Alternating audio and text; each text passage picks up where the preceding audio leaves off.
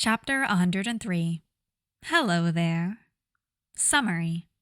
The Trellin are going down, and Ochako's giving no guarantee that they'll be in solid form when it's over. Panting breaths were about all the pack of terrified sentients tearing through the forest in front of them could let out, exhaustion stealing the breath from their lungs too quickly to spare any air to scream. A little part of Izuku, a part that had been bent to its limit and cracked in the Trellin warehouse ship, purred in delight at the terror he instilled in them. He let one for all surge in intensity, light glinting off his teeth in the dark as Black Whip tore him forward. While the Trellin may not have been able to scream, Dynamite was cackling madly as he followed behind the group. He darted around, letting his explosions carry him where he needed to go. While Izuku was the eldritch horror that pushed the group to run, Dynamite adjusted their trajectory, nudging them in the direction they needed to go. It wouldn't be long before they made it back to the way stop with its lovely amenities, like closets. Izuku knew he could keep this up for hours, even with the wolf bug woman he had trailing behind them in a tendril of Black Whip for safekeeping. But he knew the sentients couldn't say the same. Despite the fact they were running for, presumably, their lives, they were already growing lethargic. The guards, while they may have been fierce at one point, would be too worn out to be a threat by the time this hunt ended. Sparks flew across the access panel on the wall, glancing off the knife embedded in its center. Shouts of protest were muffled behind reinforced steel walls, Ochako not paying them any mind. Oh, she was so mad. She hardly registered the tickles of electricity that kissed her hand as she wrapped her fingers around the hilt of Mina's knife and pulled it free. They'd swept the halls surrounding the server room and had moved on to a bit of the building that lay below the landing pads on the roof. The blueprints labeled it as a storage hangar. She should have known better. When Mina had melted through the door's heavy locking system, the two were met with a familiar sight that swirled nausea in Ochako's gut that had nothing to do with her quirk exhaustion. The hangar was around the size of Momo's family's 5-car garage, open except for the metal-walled guard shack by the entrance. The floor was gray concrete, and fluorescent lights buzzed overhead. And by the far wall, next to what looked to be a service elevator to the roof, was a stack of cages. Rage tinted Ochako's vision. She thought she was prepared for this. Izuku said Aizawa-sensei suspected they'd find trafficked people here. But evidently, as she looked at scared faces peering through metal bars, she was not. If those guards weren't behind a metal wall, I'd turn them to soup. They wouldn't even be a good soup, Mina said, though Ochako could tell that wouldn't stop her from helping. Fingers found their way to her ear. We found some people, Ochako said through the comms, the right words not coming to her. How far out are you, Deku? We can't leave them alone here. Mina's eyebrows were drawn together when she spoke. Ochako couldn't take her eyes off the cages. I know. Deku? Sounds of rustling leaves and snapping branches buzzed in the background as Deku spoke. Not too far. A couple of minutes? I know how we can speed that up. Ochako could hear the grin in Katsuki's voice. They just need the right motivation. Deku, think you can grab that? Screaming thrummed dully against the other sounds. Perfect. We're done in the server room, Denki chirped.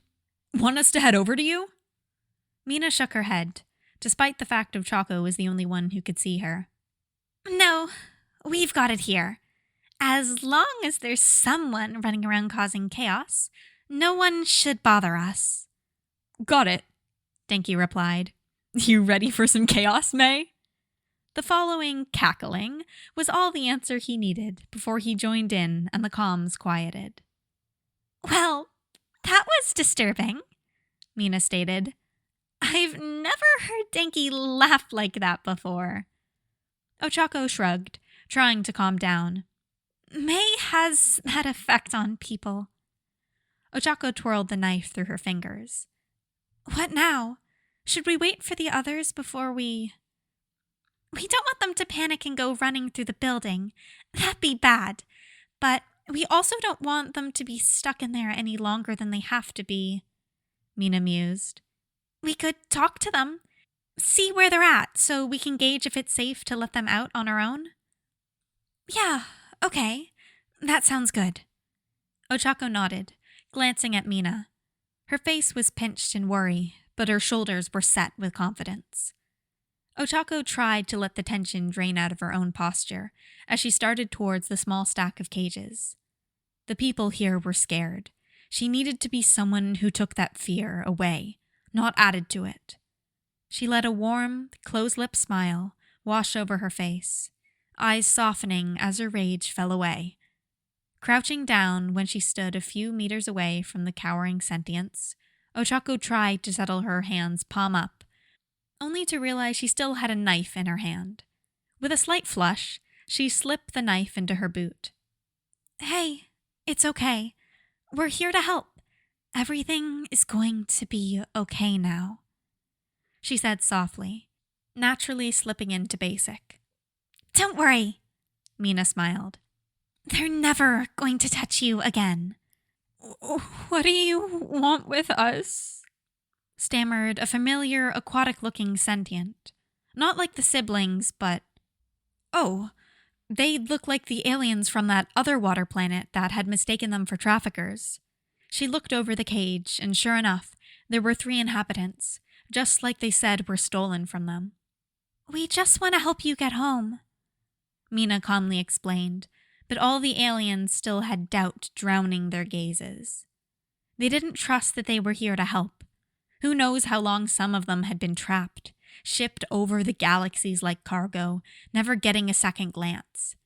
If you know of the Trellin, you know the list of those who defied them was short. It's okay. We get it might be hard to trust us, but... Ochako twisted her torso, one hand folding down the collar of her undersuit, while the other lifted the hair from the back of her neck. We can't get home yet, so we want to make sure you can.